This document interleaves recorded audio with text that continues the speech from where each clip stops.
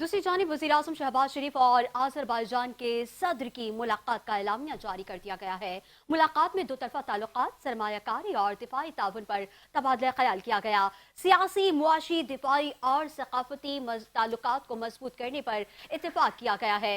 वज़ीर-ए-आज़म ने भारत की हालिया जारहियत के दौरान मुकम्मल हिमायत पर आज़रबाईजान के अवाम और सदर का शुक्रिया अदा किया। वज़ीर-ए-आज़म ने कहा कि दोनों ममालिक ने हमेशा एक दूसरे का साथ दिया। आज़रबाईजान ने पाकिस्तान भारत कशीदगी के दौरान खुलकर साथ दिया।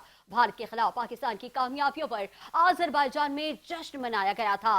चीन में इजलास आज़रबाईजान की इस्तकामत बहाली के सफर की अक्कासी करता है।